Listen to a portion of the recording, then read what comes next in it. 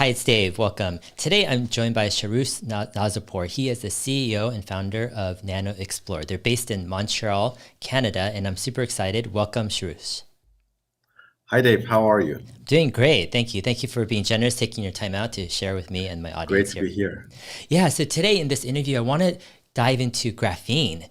I know you guys are a graphene company based in Canada, one of the world's largest producers in terms of capacity.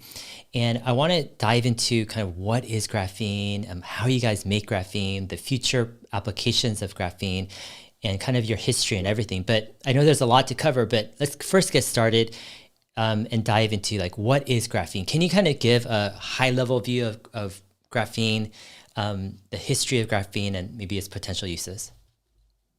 Right, so graphene is a material that's been discovered at 2004, right? So this material is the first two-dimensional material ever known to human.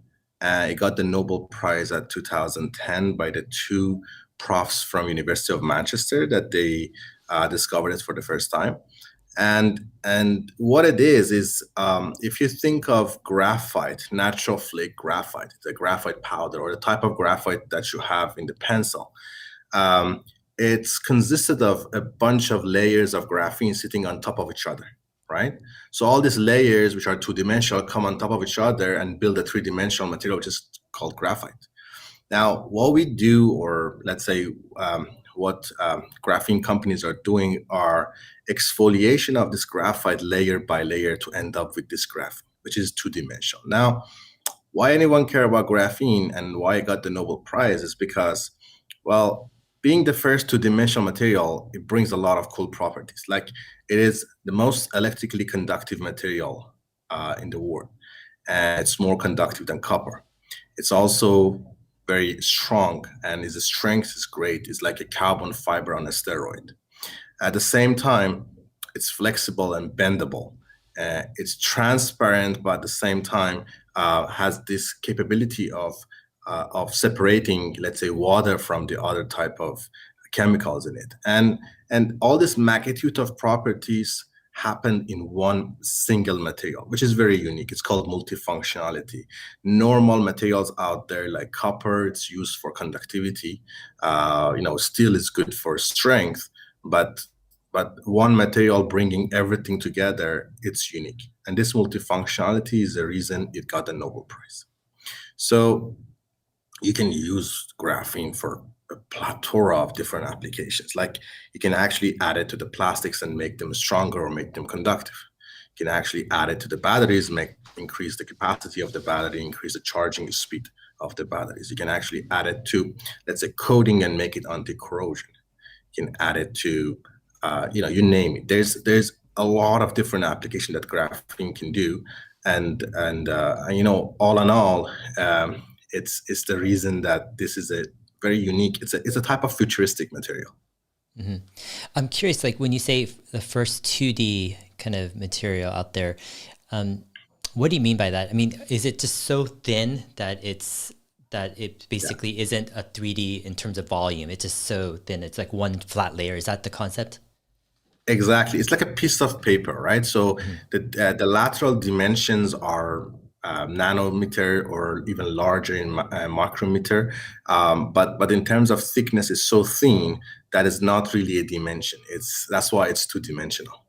Got it. How many atoms thick is it usually? So in terms of thickness, it's actually one. Okay. So one atomic layer, it's called single layer graphene. And then if you have two of these layers sitting on top of each other, called two layers graphene. And if it's 10, it's called graphene nanoplatelets. And it's all about the number of the layers of graphene that the producer or manufacturer produces. Okay. And what kind of graphene do you guys produce specifically?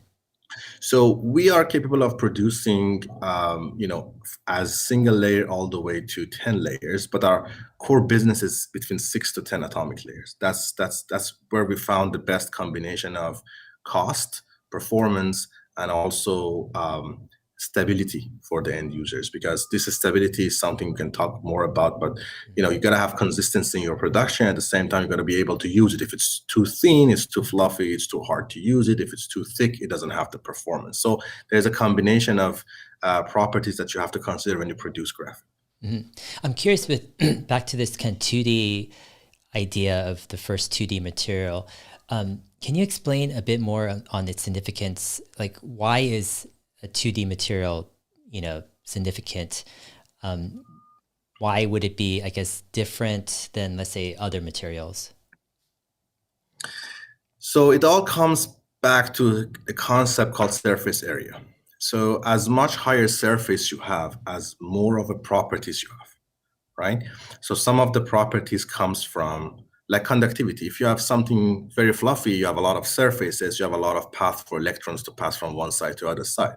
So high surface area means higher performance. And at the same time, there is a concept in quantum mechanics, when you start to go smaller in terms of size, properties are different from larger particles. For instance, even a simple thing like a melting point of something like gold, a melting point of that goes from, let's say, 800 degrees down to 400 degrees when you go from gold to nanogold, right? So when you reduce the thickness, properties and the trade-offs changes. And typical trade-offs in the world is if something is stronger is heavier, right? Like you have steel, it's very strong, but it's also heavy. Now, if you turn around and look into the concept of density, graphene has very low density, but it's still very strong. So this type of typical trade-offs that you have in the world is not valid in nano world. Now add that to a super high surface area material, which magnifies all the properties that you have. So that's why you get crazy performance. I see. Got it. Yeah, I want to go, let's go into some of these potential uses. I'm super curious, but first I want to go into kind of NanoXplore, your company. So can you kind of share a bit about kind of your state of production? Like, I know you guys are perhaps the largest graphene producer, at least in terms of capacity in the world. Can you explain what that capacity is? And also maybe kind of what your unique approach is in terms of making graphene? Right. So, well, the worldwide production capacity of graphene is shy of 9,000 tons, and we have a facility that does 4,000 tons. So from 9,000 tons to 4,000 tons, we have about 45% of global capacity in the production of graphene. Okay. And what we do is it's a technology that we developed in house like 7-8 years ago, and we start from natural flake graphite and we exfoliate that graphite to graphene in a single step. Our process is a water-based process. It's unique in terms of simplicity of the process. At the same time, it's a very chemical reaction that happens. But what we do is we technically get graphite, and in one step, first of all, we increase the spacing between the layers. So like a popcorn, we just pop the graphite, and then afterwards we apply shear force to that and tip them off, and layer by layer we exfoliate. So that's a simplistic version of our technology.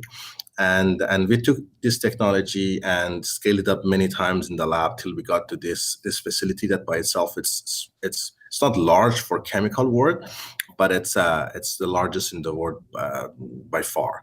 And it's a batch type process. It's a modular plant. Batch type process gives you the chance that you time the production with your cells, and it helps you to minimize your inventory, minimize your the amount of inventory that you carry in a single point of time. At the same time, it's a modular facility. So for us to build another 4,000 ton facility, it's a 6-month time, and we put another 4,000, like a copy paste existing line, and we do another one. At the same time, it's way lower cost than anything in the world now. That the problem of the graphene and the commercialization of that was the cost. This has been just super expensive.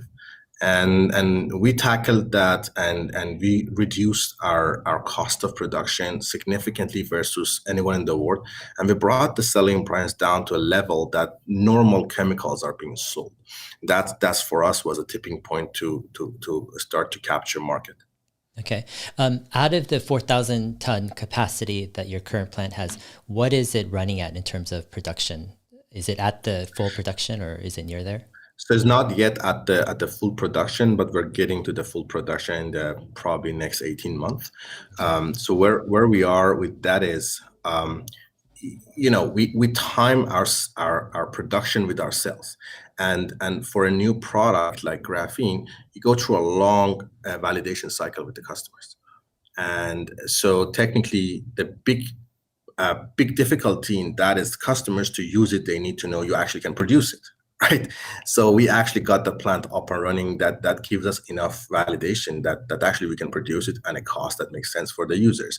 So it helps us accelerate the process of commercialization. Right now, we're capturing a bunch of markets, like in transportation, we're doing pretty good. In consumer electronics, in consumer packaging, we're doing good. In batteries, we're doing very good. So these are type of markets that we're doing good, but there are a lot of different customers, and they're growing. So that's why we see a very decent ramp up going forward. Okay, got it. So what percent of capacity would you guys say you're running at right now with your plant? Well, we haven't disclosed this information because we didn't provide any sort of guidance to the market. But I can tell you we are definitely doing better than a shift of production. Okay, got it. Sounds good. And then in terms of I noticed your revenues for 2020 and 2019, it seemed pretty similar. I think it was between 60 and 80 million. Was there a reason? Can you explain a bit more? Are you waiting for kind of these purchase orders to come in before you kind of see a additional kind of growth in revenue? Or what was the past 2 years, and what was the context of background of kind of more of sales that were similar for tiers? Well, the plant is up and running for about 2 quarters. So we didn't even have the production capacity in terms of growing sales. I mean, you just can't sell if you don't produce. So we have a small, let's say, loading of graphene in general into the parts. So in our composite business unit, we are selling parts to the truck market, the bus market, but the use concentration of graphene is about 1-2%. So for those applications, we had a pilot facility before this plant that was pretty sufficient. And even though you don't really see the sales number growing, but there is content of graphene going to those products and improving the bottom line, right? So we let's say 2 years ago that we acquired a company called Sigma Industries, which was involved in the composites. We acquired the company at close to 4% of EBITDA, and today at the pre-pandemic sales levels, we are at close to 9% of EBITDA. And that growth that we brought in, of course, there is a portion of it comes from the operation improvement. There's also a portion coming from the added values that comes from graphene. And most of the time, you don't want to increase the selling price to increase the revenue. You just want to improve the product and reduce your costs and increase your bottom line and profit margins. Okay, got it. So would most of your sales then, I guess prior to the past quarters, would that be more in these other lines or through your acquisitions, or where is the revenue coming from? Yeah, most of the revenue is coming from our composite business, which technically you're selling composite parts, which is we sell parts to truck manufacturers, to the OEMs, to the bus manufacturers. For instance, we do parts for energies, for renewable energies, for windmill. We sell parts to agro, and these parts, for instance, the parts in agro that we're selling is for let's say for hog floors in a sense, and these parts are we're able to get them to make them 100% recycled plastic parts using graphene. So technically, the price that we're offering for that product is equal to the price of the product that was offered before, which has no graphene, was made by virgin resin. So we made the product more sustainable. We increase the bottom line for our business, but at the same time, we get the product to the hand of the users. right? So that's pretty much what we have done at the beginning, because the market doesn't exist. So it's not like someone out there waiting and said, "Oh, give me graphene, and it's so good that you gave me graphene." It's not like that. Like, nobody has been using it. That doesn't exist before. So our business model was to prove and validate our business through downstream acquisition and incorporate graphene to the final product, prove that there is no extra cost for the end users to benefit from it, and we increase our bottom lines. And then that give us enough proof that there will be demand for a large volume graphene facility. That's why we built a large facility of graphene, and that's what we're seeing as well. That we're right, actually, in our analysis. Okay. For the composites business, can you give me some examples of different parts or auto parts that you guys are selling, and also parts that you have, put in graphene to make it stronger or better? Yeah. So, for instance, this agricultural part that I mentioned, there are parts that we do with pultrusion. These are the parts that go to the buses, and these are actually like a battery retainer parts. They're for batteries that we incorporated graphene to them and improved the strength. These are the parts that were originally made by metals. So we replaced them with the graphene enhanced pultruded rods. So that's another parts. As well, there are parts for, we showed it in our investor presentation, parts like the hoods for the trucks that are normally, these are glass fiber composites, SMC parts, composite parts. So we incorporated graphene, improved the strength, but at the same time, we were able to reduce the thickness of the part and reduce the weight of the vehicle, rate of the parts for the vehicle, and at the same time, that's how it goes to the end user. So examples of parts, I mean, we sell graphene parts through our Swiss business to a company that does watches, very expensive watches in Switzerland, and these are more of aesthetic parts. It's for having a better surface finish on those parts. There's a lot of different parts. Okay, interesting. So with your composites business, I'm curious, like how you view your whole business. So you have graphene production, right, with your new plant, and you say it's been up and running for 2 quarters, right? The full production. And then you have your composites kind of business, which does mostly parts, right? To various different, auto industry, or even you say watches, etc. Are those the 2 main parts, or are there other parts of your business also that you're? No, this is the main 2 parts. We have 2 business units. Okay. One is carbon technology, which does graphene, and the other one is composites, which does applications of the graphene technically. Okay. And so technically, Oh, go ahead. So technically, we produce this graphene as a powder. We have compounding capability, which means we are able to mix graphene with the plastics or thermosets, for instance, or different stuff like that. And then these goes into the composite business unit, which becomes parts. So technically, when you go to the end users, to go to the OEM and show them powder, they heard graphene, but they just can't use it. They don't know how to use it. When you go with the parts that has graphene and already demonstrate the performance, now the selling process is much faster. The sales cycle is much shorter. So our business model is, a typical advancement. Why we did that is because of this. A typical advanced material business, especially when you're the first one doing it, you can't build a plant not knowing where you can sell it, right? And if you don't know where you can sell it, there's no market, right? So there's a chicken and egg, that which one comes first, the customer comes first or the product comes first, right? And in these cases, both are extremely risky. You can't go build a plant and then go turn around and says, who wants to buy this product? And nobody wants to buy the product when there's no supply existing, right? And what we did was we added another leg to our story, which was composites. We went through acquisition, we did downstream acquisitions in order to be able to incorporate our graphene at our pilot lines into the products and give it to the end users and see, okay, do you want to buy it? These are the added values. This is the cost structure. And if they say, yes, we're buying, we pay for you real money for it, then we can actually say, hey, this material actually is real. This business is actually working. And then we can turn around and build a plan and sell that product. Otherwise, without that, you don't have the proof of commercialization. You just can't build a plant. Interesting. So what, in terms of revenue, would it be like what percent would be coming from composites? I mean, I'm guessing it would be over 90%, right? I mean, because majority of your business is, right, composites to this date. Yeah, as much you go down the supply chain, having in mind the product at the end is 99% plastics and 1% graphene. So, so you get a lot of revenue from plastics, but again, nobody invested in NanoXplore because of the plastics. They invested because of the graphene, right?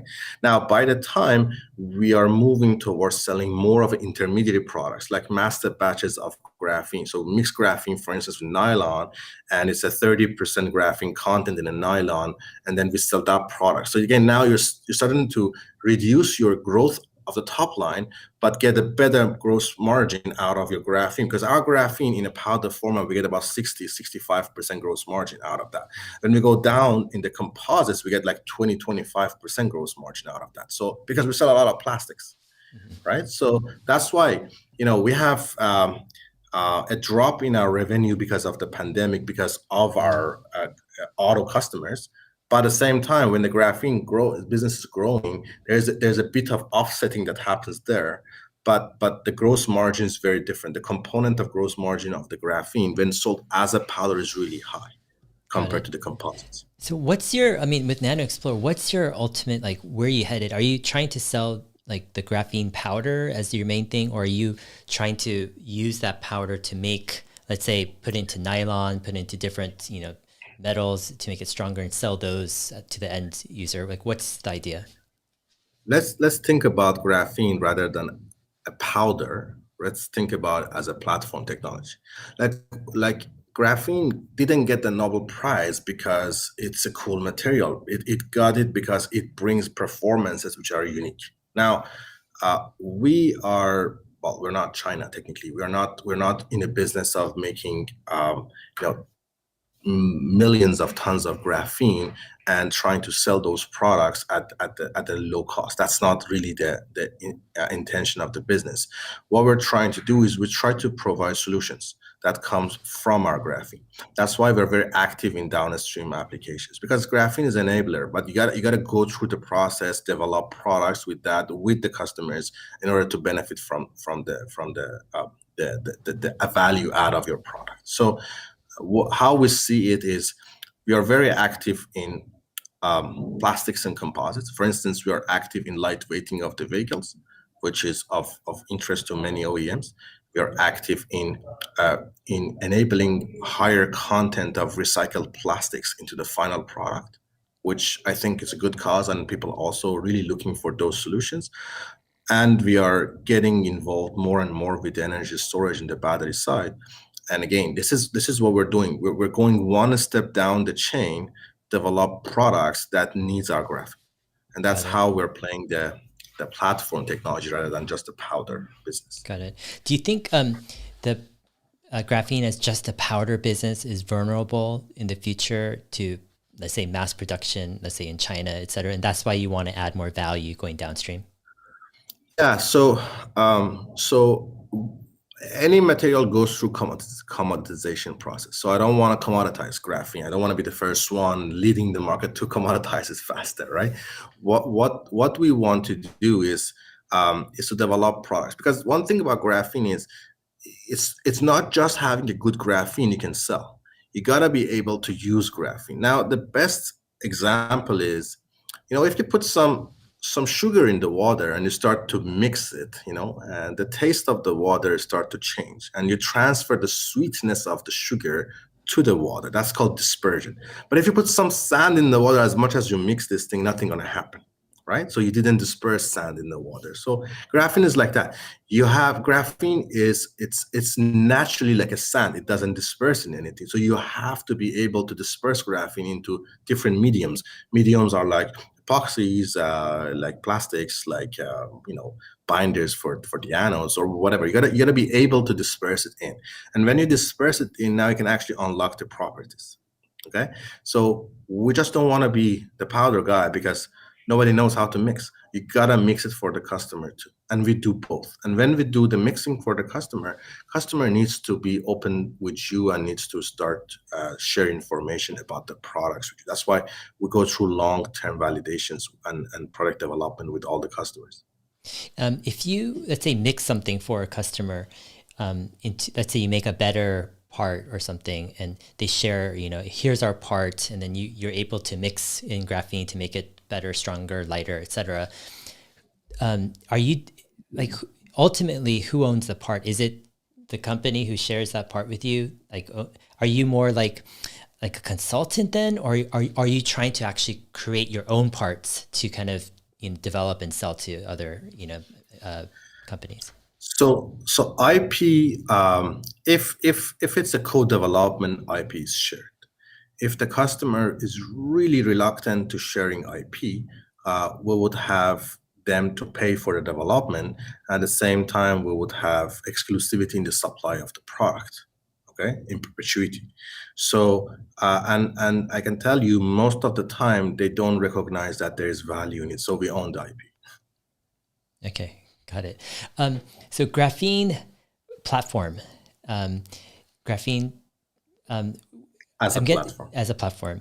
So are you looking at NanoXplore then as more this graphene tech company that develops lots of different products based off of graphene, because you have not just the ability to make the graphene powder, but you have also the knowledge to mix it and to create stronger, more efficient, lighter, et cetera products? Indeed. I mean, is that kind of your vision or your goal? Exactly. Okay. Yeah, exactly. And so if that's kind of where you're headed, like, and you noticed, you mentioned several, key areas where you guys are focused. Where do you see the most potential? Like, where do you think that, or are they kind of right now even and nothing has really popped up as the biggest? Like, what's your thoughts right now?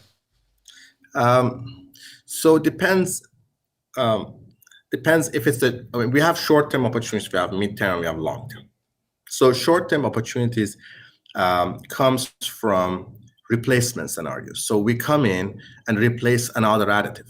So we replace almost all the time carbon black. So carbon black, it's a chemical that comes from incomplete combustion of tar. So it's an oil-based product. So all the sustainability angles to the world it's a tailwind for us. It helps us, and people want to replace carbon black. So there is pull in the market when it comes to replacement. These are short-term opportunities. It goes to let's say markets that are not sexy in a sense, but they have very large volume of business. And we are there and we develop product with the customers. And examples of we are doing very good is in geomembranes for agriculture. We're doing very well in the pipe market. We are doing very well in the exterior parts for the vehicles. These are the parts that we do very good, and these are all replacement of carbon black. Now, midterm opportunity for us is when graphene added value is great, but the market is very ready to pick up. And that's for us is energy storage. Energy storage and lithium-ion battery, you know better than me that the market is very growing, and we have a very good added value that comes from graphene, but we don't need to change the world in order to incorporate graphene in those products. Now, these are the midterm opportunity for us, particularly energy storage. And when you go to long-term opportunities, now, the opportunities are a lot of different things. For instance, when it comes to electromagnetic shielding, this is a properties of graphene that no material in the world has comparable to graphene. So as much our electronics get stronger and our CPUs are working at higher clocking speeds and frequencies are higher, electronics are more leakier and leakier. Now, think about autonomous vehicles, think about ride-sharing applications. So these are exposed to cybersecurity threats, they're exposed to hackings and stuff like that. So one sort of solutions is software type solutions, but also there are hardware solutions here. So graphene is the material that actually can protect the signal from getting out of where it has to go. So these are the type of things that graphene can do. And we're getting traction right now with high-speed trading data centers. That we're replacing aluminum chassis with the graphene enhanced plastic. Is very good business for us right now, but we think that this is going to grow really a lot in the future when the market grows when it comes to autonomous. When we talk about IoT, for instance, we have exposure of graphene there. Again, if you Google graphene, you get a lot of those type of applications that are like more of a long-term applications. But our focus today is to replace carbon black, develop products in energy storage, and accelerate our positioning in the market. Okay, perfect. want to ask a bit about your background. We want to go back to energy storage. I think batteries Sure. is pretty interesting. But I noticed in one of your interviews, you're saying that you have a master's and PhD in, is it nanotech, material science? Is that correct? Yeah, nanotechnology. Yeah. Okay. And you studied, I guess, at the University of Barcelona. Can you explain a bit kind of what that kind of experience was? I'm curious before that, like what was your motivation to go into, material science or nanotech? And then what did you learn through your education, right, that maybe led you to this path? Well, so my bachelor is material engineering. So I'm a like a metallurgist. I'm a more of a metal guy that moved to the dark part of the world, which is chemistry, right?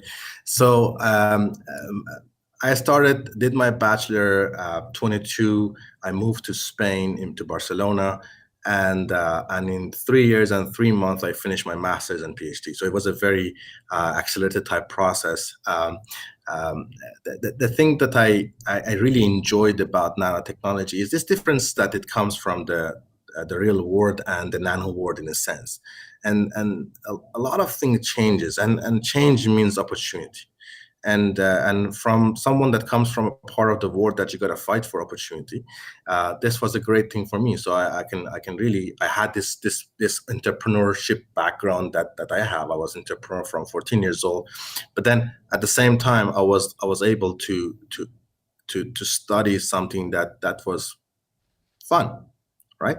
So that's pretty much the motivation. And people ask me why Barcelona, why you then go to other places. So it's very simple. I like soccer and I like Barcelona. So I kind of like, I mean, I love a bunch of teams, and to me, I was like, I can go anywhere to study because it doesn't matter where you go to study; it's all depending on you. And I went to Barcelona and I studied there. Was a couple of great years of my life being there. Great city to study there. Labs are always empty; nobody actually works, so it's perfect. So you have access to all the labs and everything. Um, but yeah, that was the motivation of studying nanoscience and nanotechnology. It's natural for material scientists to go to nanoscience because this is like the most prestigious part of the world too when it goes to the material science career. But then afterwards, when it's finished, I decided to get a job, and I came to Canada. I got a job, not even a year. I quit, and I said it in other places. I was almost getting fired, so I kind of like took the upper hand and I just resigned, and I started NanoXplore. But there's nothing complex or, let's say, inspirational in the process. It's just the fact that you start with the small dreams, and those dreams become bigger and bigger each time you achieve the Mm. previous one. So Yeah. that's pretty much my history. Yeah. Interesting. When did you go to Canada? 2010. 2010. So it's been about 11 years. And then you started, I guess, NanoXplore in 2011, is it? End of 2011, yes. Okay, 2011.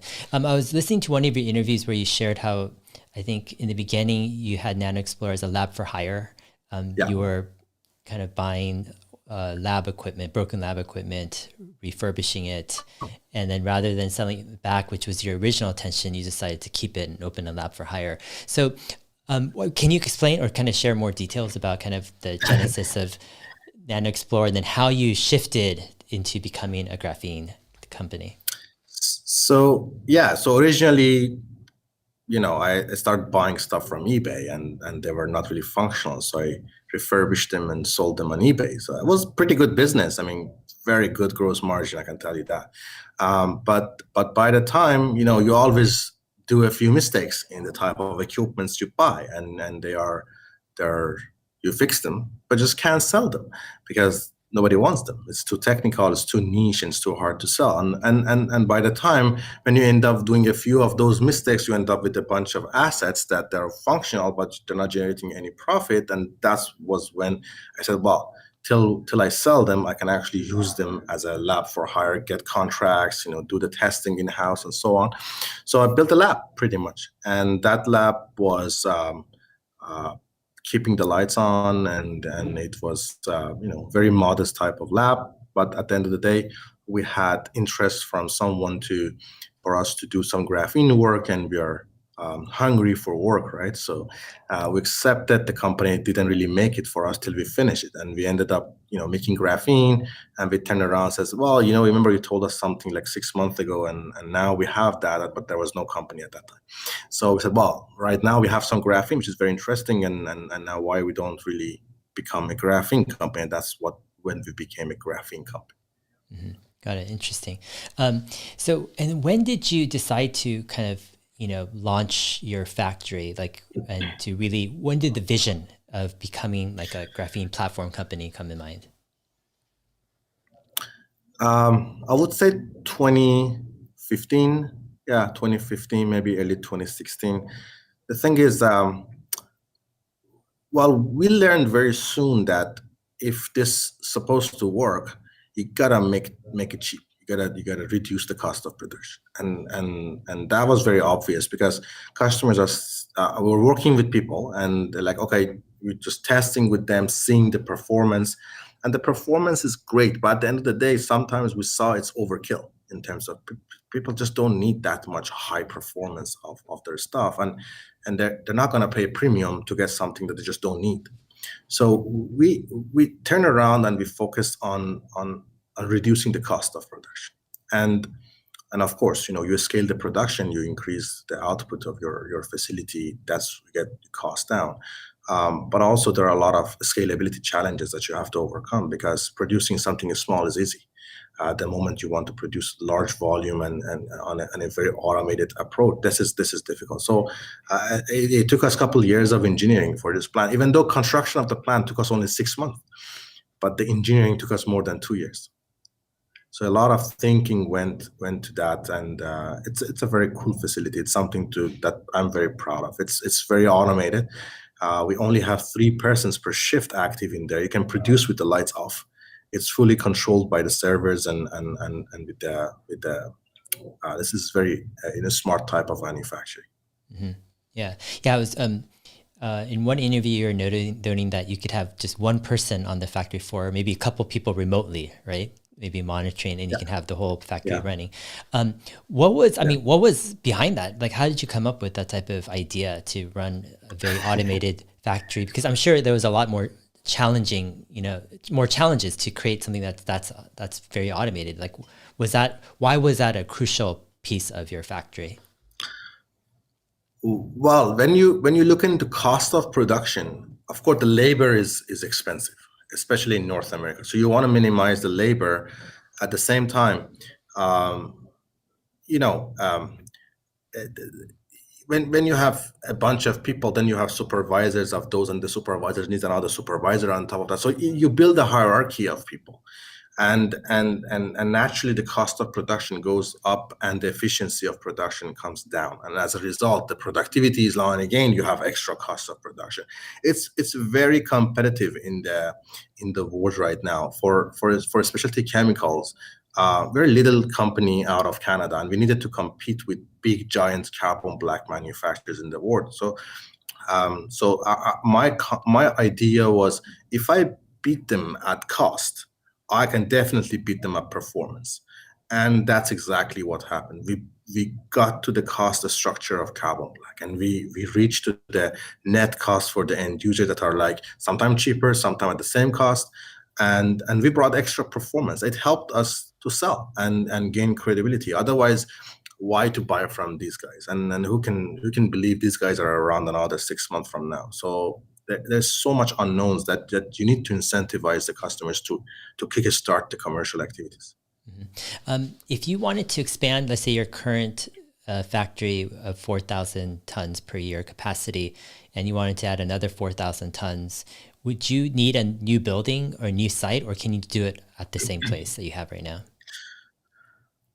Well, we are expanding our building right now, so we can actually put another 4,000 tons just in the expansion that we're doing right now. But at the same time, customers are talking more about more of a redundancy, having more than one single location for production in the case that something happened with that location. So we have facilities in North Carolina that we can actually expand the production there, and we have buildings that is capable of doing that. Okay, got it.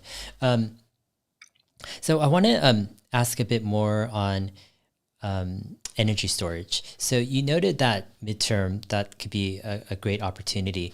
Can you actually before that question, I had another question about your employee count. So I was reading, is it about 400 employees you have, or what's your Yeah, your count? yeah, Okay, about 400 400. employees. Okay, so out of 400 employees, can you break down like how many are in the composite business versus in the factory versus R&D? Like I don't know how you break it down, but can you kind of give me a categorization of where the 400 people line up?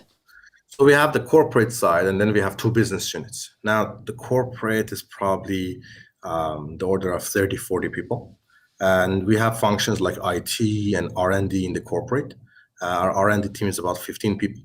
And all the 15s are PhDs or masters, and they're active in the corporate R&D. So they do R&D of graphene and also R&D of graphene enhanced composite parts. Then we have two business units, and that each one of them is managed by a VP Op and VP Sales on each one. And in our composite business unit, we have about close to 300 people. And in our graphene, we have about 50 people. So something then that's becomes 350, 50 to close to 400. There's a little bit of up and down, but I'm just rounding numbers. So for the 300 in composite and 50 in graphene, is that more for the product sales and or making the products, or how does that break down? Well, we have 8 production plants. One is graphene, that making graphene stuff, and the 7 are composites, right?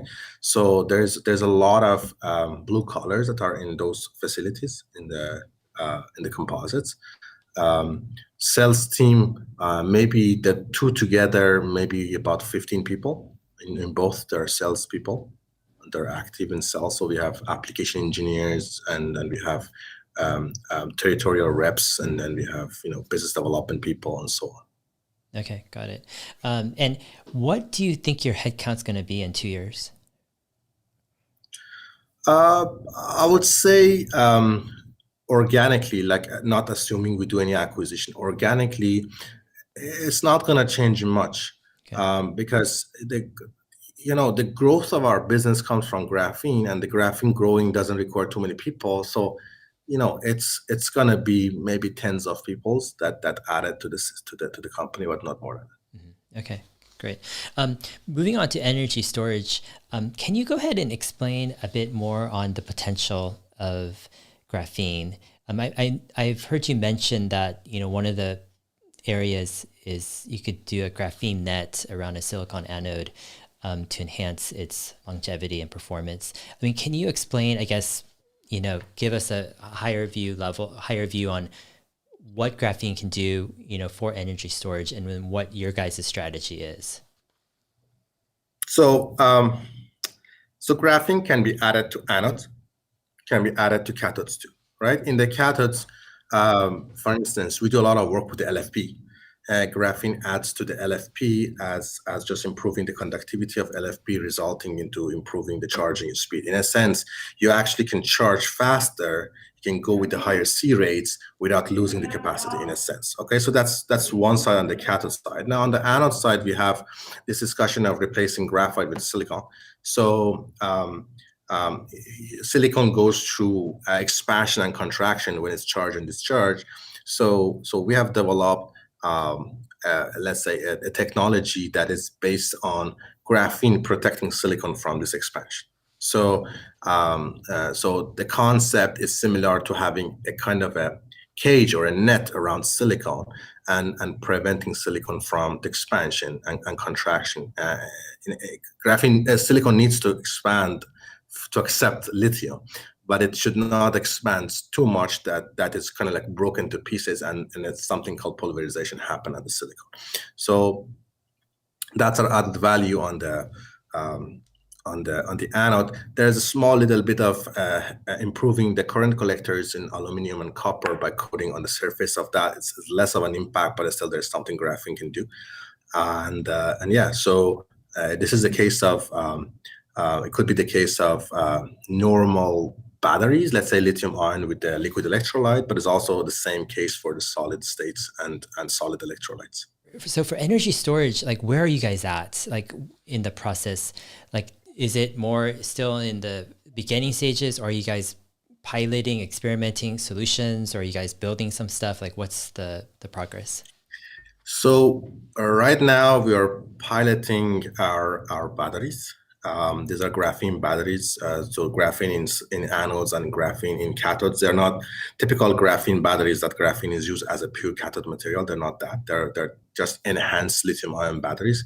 As well, we do a bit earlier stage on the solid state. So we do development already on a binder-free, solvent-free type electrodes. So we're trying to do electrodes that are, you don't have, let's say, water or NMP or those type of solvents in it, and also there's no binder involved in that. So this is important because, well, you want to reduce the footprint of those factories, and solvents and binders are taking so much space in those factories. Mm-hmm. But this is a bit more earlier stage on more of a pilot stage that we are actually making 18650 type cells and this type of typical cells, and we're building this right now in our pilot facility. Okay. It's a small, it's not pilot like a big pilot, it's a small. Okay, and then what's the point? Are you trying to share these cells, 18650 cells, with companies to? Are you basically trying to validate your claims? I mean, have you validated your claims outside of? Have you made these 18650 cells already? Have in the lab? Yes. Have you validated those claims? And yes. To what extent? Yes. Like, have you done full testing, or is it just kind of in the beginning stages? So I gotta be cautious of what sort of information I'm disclosing. But yes, the answer is yes. We have done it in the lab. We've worked more than 5 years. We've been very quiet on those things as well, because you know why, we've done these type of cells, we've built it, but any technology can work in the lab. It's easy. Building real cells that can actually be produced, not necessarily in terms of performance, but also in terms of manufacturability of those cells, and that's something that we are testing with our pilot line, and by the end of the year we would have results that will define the next steps with those. Okay, got it. I'm wondering also with the plastics market, can you explain a bit? I've heard a lot about graphene being used as an additive into plastics that improves its recyclability. Are you guys seeing that kind of usage and that demand kind of with customers? And if so, like, where is this headed? Is all plastics going to have some graphene in the future, or what's your thoughts? Well, we haven't tested everything, right? So we tested a bunch of polymers and plastics that are more used today, like PETs and polyethylenes and like nylons and so on. So, and polypropylene. This type of plastics, the trend is two things. First, to increase the recycled content in the product, go as much as possible, even 100%. Okay. Now, this is achievable and people are doing it already. So it's happening already. But then one thing is, when you get to that level of recycled plastic content, you got to be able to bring the performance. Recycle is in general weaker than the normal virgin plastic. Okay, so there is a performance things right there that needs to be improved. So graphene does that. Second thing is, normal plastic, you reuse them once, and the second time recycling of those, they're crumbling. They're not being able to be used twice. For instance, graphene increases the number of time you can reuse the plastic. Now, I want to make this distinction. That's not recycling; it's reusing, right? So people got to understand that recycling is a bit of different concept than reusing. Reusing, you take it, you just separate and reuse it again. Recycling is you're changing the plastic to something else, in a sense. And also the thing is, there's a bit of there's quite a lot of tailwind for us because regulations are forcing plastic manufacturers to be responsible for the lifetime of the product. In other words, when they make a shampoo at the end of the life, they have to take that shampoo back to their facility, recycle and reuse it, and make another shampoo out of that, right? So there's customer that there's a pool, they want to do it, and there's of course the marketing side as well, that they want to show that they are sustainable companies. And there are technology limitations that is there. Now, graphene plays in pretty much all of those. Now, the case is different per customer. Some customers are making products that their lifetimes are like 50 years, like pipes. They care less about reusing and circular economy, and they care more about just filling the maximum recycled content that they can do. But some products like shampoos, they care about the upcycle, about the circular economy, and just getting that product back and reusing it again. So they care about more of reusing of those plastics. So yes, graphene has tremendous opportunity there. Is it going to be the only solution? No. Is it going to be the only it's going to go everywhere in all the plastics? I don't know. I don't think so. I mean, but this is a good market for graphene. Okay. And I'm curious, like, over the next, let's say 18 months or so, as you get your graphene factory, closer to, let's say, full production, and you have new purchase orders and companies coming in, like, what breakdown do you think those categories are going to be in? Like, are they going to be more in the plastic field? Are they going to be more in auto parts? Are they going to be in different areas, or just powder? Like, what's the breakdown kind of? I think, I mean, I don't have a crystal ball at the same time, but what I'm seeing today is um, uh, applications in consumer packaging, non-food is growing very fast. Industrial is growing very fast. Of course, auto, it's the first market for us, and it's the one that's where we're selling now. So this is also we think is growing. We are under the hood now, and also in interior parts that we're selling, but we think that exterior, it's when it gets to production level now, it's more of a piloting and validation level that gets a good volume for us. Now, which one is going to be the larger one?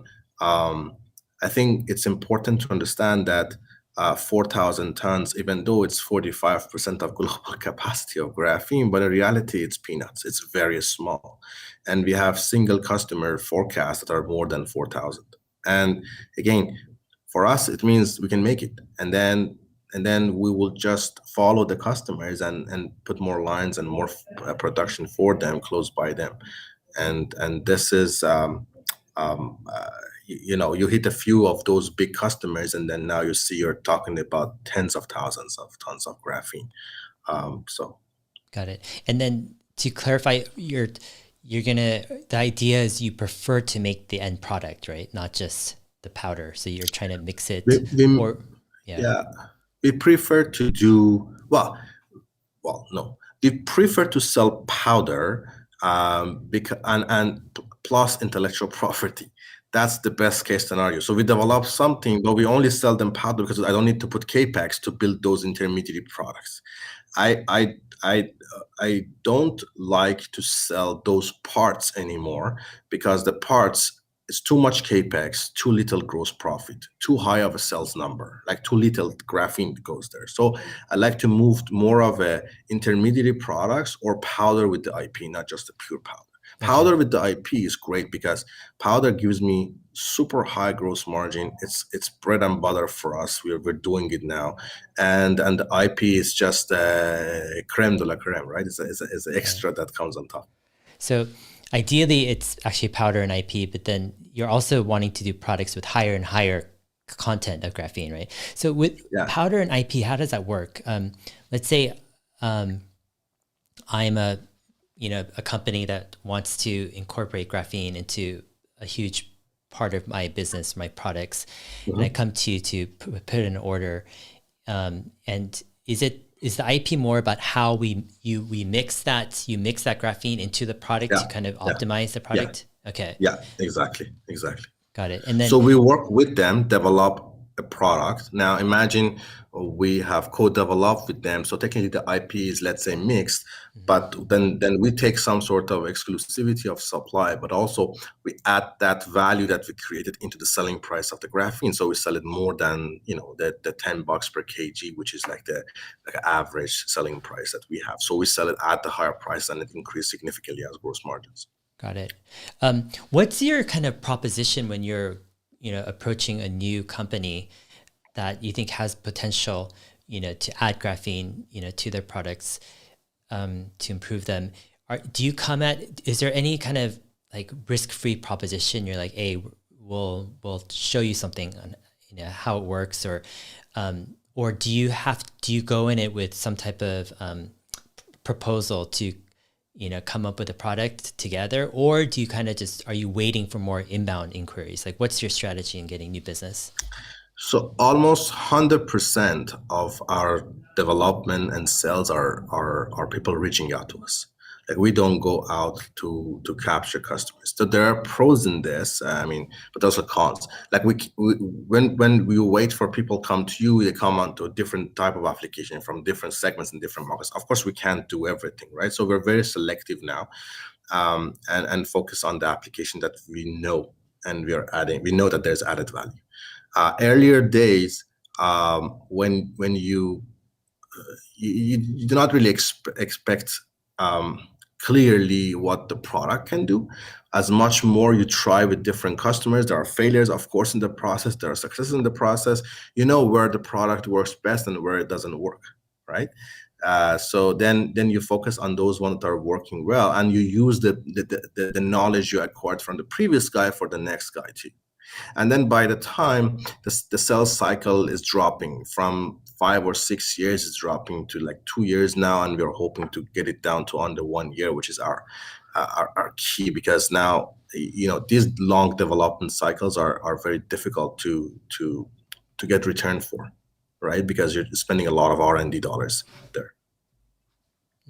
Can you explain this long sales cycle? Like, what does it look like? Why is it, let's say 2 years or something? Like, what are the main steps in that sales cycle?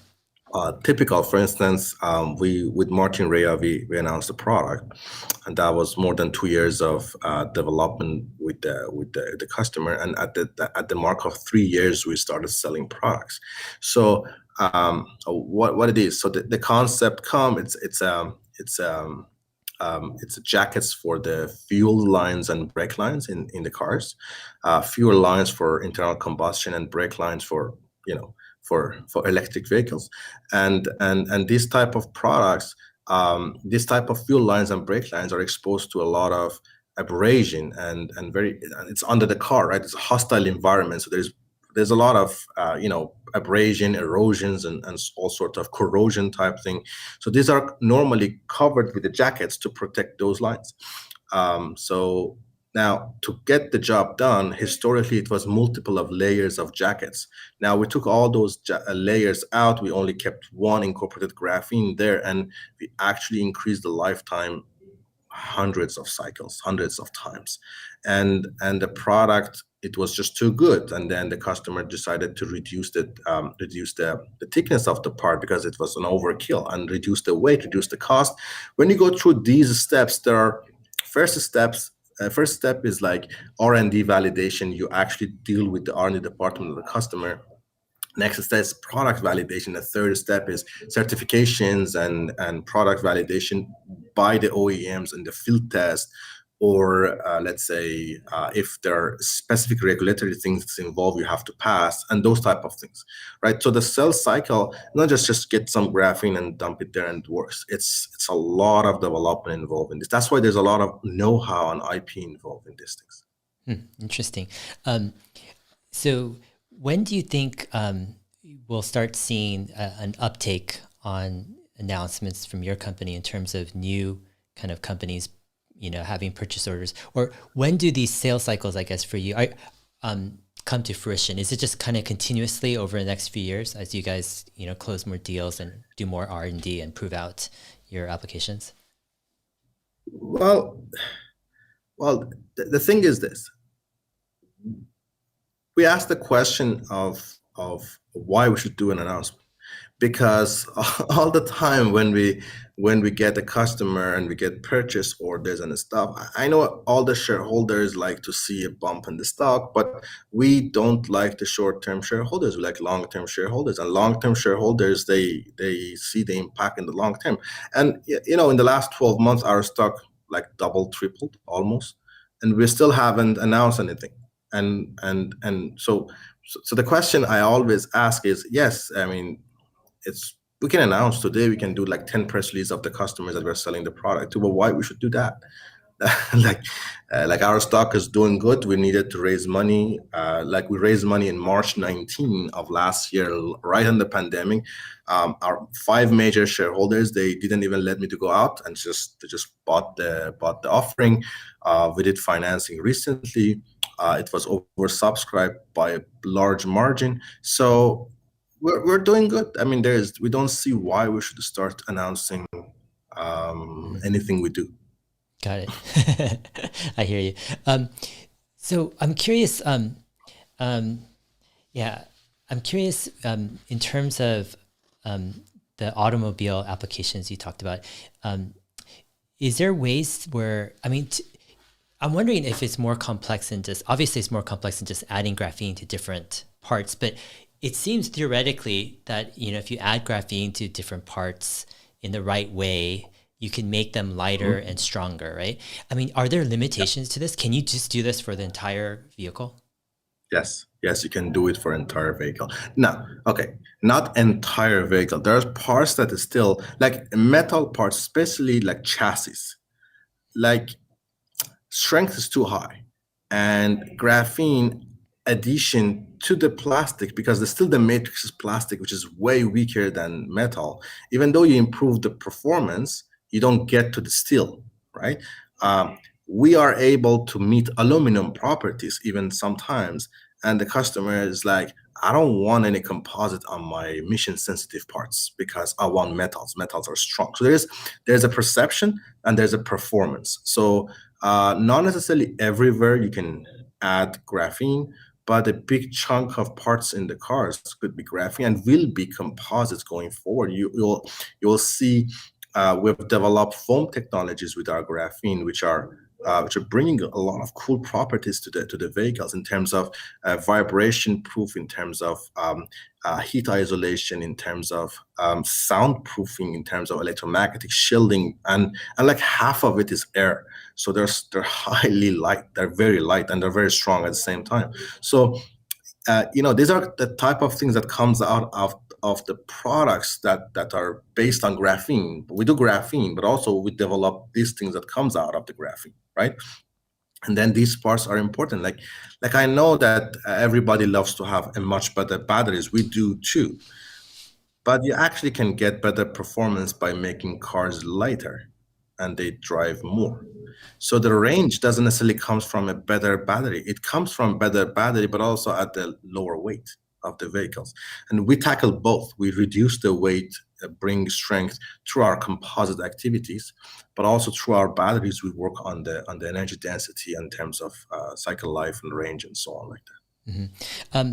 I'm wondering, I mean, with graphene, are you typically adding it to more plastics to make, let's say, composites, or can you add them to metals as well to make them stronger? Let's say like steel, etc. Well, we have not added to the metals at all. We added to the plastics and composites. We have done a bit of work with ceramics, but metals, I think it's doable, but there's a lot of changes in terms of manufacturing process. You just can't cast graphene because it just decomposes. You need to do powder metallurgy, and you need to do sintering type process and so on when you deal with metals. And so that's a different way of incorporating graphene. Okay, interesting. Going forward, like with NanoXplore, what do you think are your main challenges, that you are having to deal with and overcome, that would profoundly shape your trajectory and where you're headed as a company? Like, what are kind of the top, couple things? So the way I see the market is we're going through some growth in the next couple of years for graphene uptake, but there is the hockey stick and the point that it starts to jump. Now, um, as a company that's leading this market, we really impact the point that critical mass point that this inflection happened. Our challenge is to bring it as closer as possible, right? So we're more advanced than our competitors, but if the time to market and the inflection point is too late, so our competitors reach to us while we're still stagnating to get to that level, right? So we need to speed up the process, and how we speed up that thing is by validating products as fast as possible. So our carbon black replacement becomes a very important part of our business that brings revenue and profit very quickly. We don't need to sell a lot of product to become cash flow positive. Like we are, at our type of fundamentals, like uh, half the plant makes us cash flow positive, selling half of our existing plant. So it's not like we need a lot of revenue in order to be cash flow positive. But I like to become cash flow positive as fast as possible and capture the market as fast as possible, because if we can actually get it done faster than the normal process, we actually can replicate and build more plants, and just we can actually dominate the market. And I think we have this position right now. And things like graphene is not like things that comes and goes. It's not like a gizmo that people use it and then afterwards shift to something. Yeah, it takes long time to get the product into the market, which means the customer loyalty gonna be high. It's very difficult for them to switch your product to somebody else's product, right? So it gives the first mover advantage is important. It gives us a lot of competitive edge to make this process faster. So I would say speed of commercialization is the first thing that it's not concern, is a more of a challenge that we're facing now. Mm-hmm. Okay.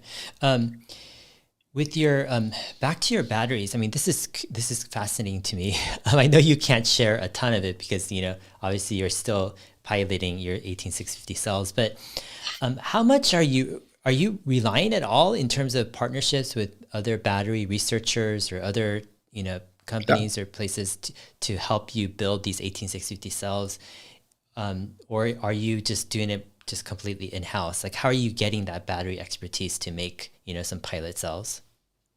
So we are doing the production of those batteries in-house right now. Okay, so we're making those, but we spend I would say 4 years with a partner. We went through development already with them, and they helped us a lot in perfecting our technology in a sense. But when it comes for manufacturing, we have to do it ourselves. Pretty much, we have to prove that what we have done in the lab, which people like, can be also achieved in a bit more larger volume and more of a industrial settings. So yeah.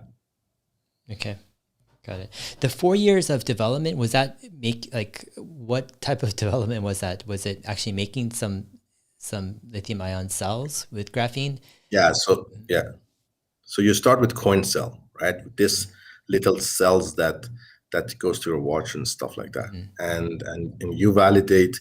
Silicon concept is not new; it's been around for a long time, and protecting silicon has been a challenge, and that's what we've been able to do with the graphene, and also some sort of a polymer that helps to keep things together, and then afterwards you got to transfer this to the 18650 or different dimensions of the cell. Of course, the 18650 is the more widespread one, and so we took that dimensions, and we built a bunch of 18650, but like we built like 15 of those, which are like done in the lab, and it's not automated in terms of manufacturing. It's not like industrial. Now we're moving toward industrial manufacturing of those, and we even may continue and go with another larger demonstration facility for those type of cell if it's successful. But again, that's information that yet to come. Okay, got it. So when you did the coin kind of development, were you able to validate kind of your hypothesis that graphene added Yes. was improving. Was it improving? I mean, was it improving the charge rate on the cathode side as well as kind of the longevity, I guess, on the anode side, on both sides? Yeah. Yeah. So the thing is, a typical LFP can get to 160 watt hour per kg. So our target is to get to 200. We're not able yet. We're at 180. And I think 180 LFP is something that hasn't been reported by anyone in the world now. So we're meeting, I mean, the best one is like 160, 165. We are already at 180, but we got to prove that in the industrial scale.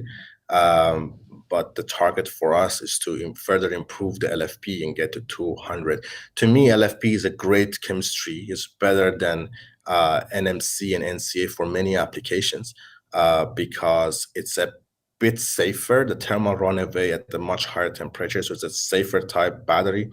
It also doesn't have cobalt, which kind of helps. You don't want to deal with cobalt these days. And so LFP, I think it's going to gain a lot of market share, but inherently it's a low performing and low capacity type cathode. So improving the capacity, improving the charging speed helps. But then to improve those type of LFP batteries, you just don't need to necessarily make a better cathode. You can actually improve the anode at the same time. And if you may have a better anode, you can have a thinner coating when it comes to anode. And if when you're rolling, it can actually roll a little bit longer. And that extra length of roll in a single cell gets you to a much better performance. So these are different ways of innovation through manufacturing that comes. But yeah, we also in the anode side just stabilize silicon. I mean, stabilization of silicon, it's not a 0 or 1, it's always a ratio. So as much more of a silicon you have in your formulation, as lower cycle life you end up having, and as higher let's say capacity you will end up having in your anode. Okay. So the challenge is to increase the silicon content, not lose the cycle life, and like get to 1,000 cycle by 80% of capacity retention, which is the key in many of those applications. So we were able to increase silicon to quite good numbers. I mean, it seems like the LFP market is growing substantially, especially with electric vehicles. And it seems like, because, also there's no cobalt, but also doesn't have as much nickel as other types of batteries. It seems like there's a lot more, resources to scale LFP. If you can develop or actually have technology that improves, the watt per kilogram or kilowatt hour of battery, watt per kilogram battery, I'm wondering, why don't you just go all in on LFP? I mean, this is like probably one of the biggest markets out there. Why mess around with, parts and composites and plastics or whatever? Why not go just put it all in with LFP or batteries? Or is there some reasons why you want to spread out your bets? Are there some potential hiccups or challenges or doubts that you have in terms of LFP and how revolutionary some of the improvements can be? Well, people like batteries. I mean, I understand. My shareholders love when it comes to the battery, and they just don't even want to hear from plastics or any other things like that. But at the end of the day, the dollars that come in, it's regardless of where the dollar is coming in. It's still dollars, right? And one thing that we have to avoid is right now, of course, the market, the applications of energy storage is very hot, and you're being super high valued for anything you do in the energy storage. But at the end of the day, the winner is the company that creates cash flow. Cash flow is the thing that sustain a company, regardless of how much time, which part of the history we are in. It's gonna end one day, and if you don't have a cash flow to sustain yourself, you're gonna pay for it big time. So what we do is we just want to make sure that we capture profit from different part of our business. At the same time, look at the batteries. The amount of technology is going into the battery, and a lot. You have solid states. You have solid state, all solid state. You have lithium sulfur. You have lithium air. You have aluminum air. You have zinc air. You have all sort of different chemistries for the battery, right? Yes, today is lithium ion, and people are selling it, and and we're doing good there. Is it going to be 10 years from now? It's going to be lithium ion? Is it going to be lithium like a solid state? It's going to change to lithium sulfur? Like there is a lot of unknowns technologically when it comes to the batteries. And pretty much the question comes back to Mr. Musk. If tomorrow he decides to move to do lithium sulfur, is like total world gonna change and do lithium sulfur. And when you're in the middle of something, and we do work, right? We do work to get, he talks, but we actually get to that point and try to deliver those things that he comes to the battery day and said we actually work toward that. But when he moves to the next step, and if we're just in the middle of something, we lost everything that we have done. So we got to be very careful. It's a very fast-pacing market. We don't want to pretend that we are Panasonic or Samsung or anything like that. We are who we are pretty much, and we got to be nimble and have the success paths all open. So in the case that we fail in one, we have of course something else that we're generating money, and I hope we can actually deliver all of them, because then the profit would be absolutely great for the company. We are in a position that if graphene markets become what it's supposed to be, we will have a great business. But if the graphene market is not graphene, the one that media is talking about, our business really need cash flow to sustain.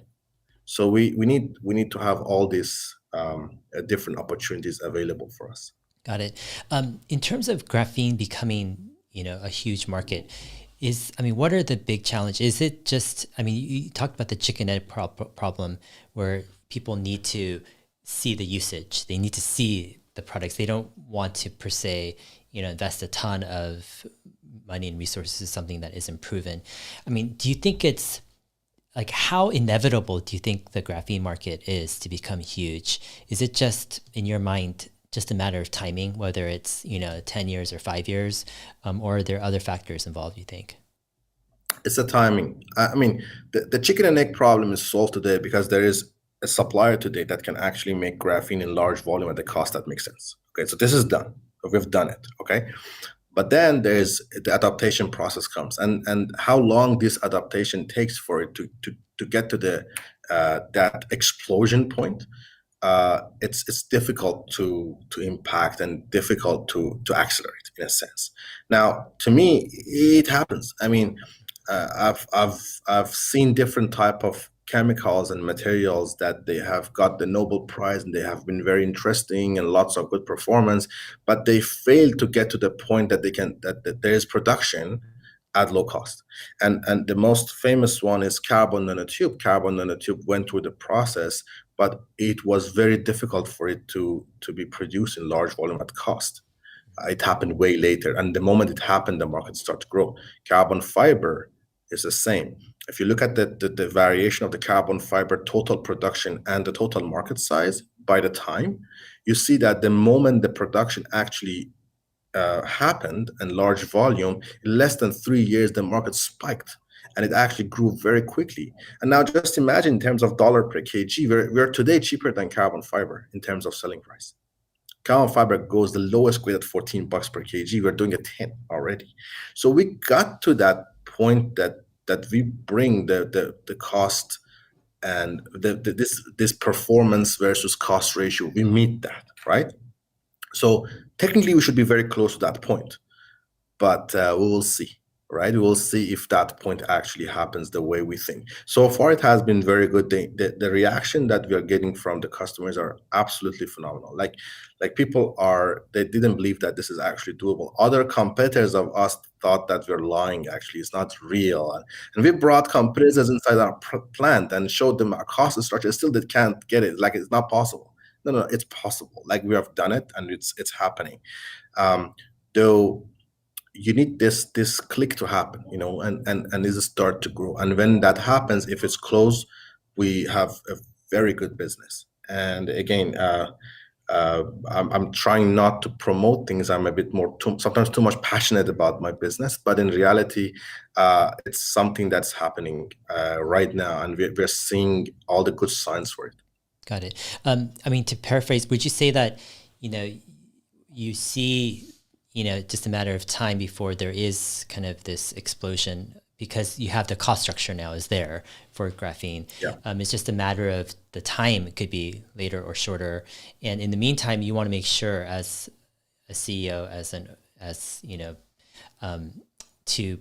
to protect your business where you can survive with cash flow in case that explosion point is a bit later than maybe some people expect. Is For that sure. pretty much the point? For sure. Okay. For sure. Yeah. Got it. For those interested in wanting to learn more about graphene and the business, what would you suggest them to do? Are there any, good books or any, good resources out there that, really explain what's happening with graphene? How can we get a better understanding? Well, there are a lot of materials on YouTube, right? So, so at the moment you YouTube graphene, there's a ton of different videos and comes and you can learn. And there are different market reports out there that are credible. There's one. It's a UK firm called ID Tech X, and they have been early. They're doing very good reports about the graphene, and they have been very early in the graphene story from early days. They have been around, so they're very knowledgeable about the space, and of course, well, I wrote a book, but it's too technical, so I don't recommend it for anyone to read it, other than the scientist. But technically, there's a lot of materials out there when it comes to graphene. Not all of them are credible. There's still many reports out there saying that, well, the problem of graphene is the cost of production. Gosh, what happens if somebody does that? And that was 2 quarters ago, and it's already done. So the reports out there, but honestly, all of them are credible. Got it. Okay, cool. Wanted to thank you for the deep dive into Sure. graphene and to NanoXplore. I think definitely have a lot of exciting things on your plate with so many different industries, different potential going forward. I wish you the best with NanoXplore in the future. We'd love to connect with you also, maybe in 6 to 12 months to hear on progress on what you guys are doing. Yeah. I think it's a fascinating market. I mean, this is, newer material, I guess, and the applications and the future is yet to be decided, with where it's headed. It seems like you guys definitely are in the mix with determining that future, on where it heads. So definitely thank you for your time. Thank you very much, and thanks for having me here. The next 12 months going to be very interesting for NanoXplore, and I invite everybody to have a close eye on our progress. And in 12 months we sit and talk, and probably some of those questions that you keep asking, and I'm constantly saying, well, we'll talk about this. Those names and those questions will be available, and we can talk about those. All right, thank you, Soroush, and we'll talk to you later. Perfect. Thank you. Bye. Bye.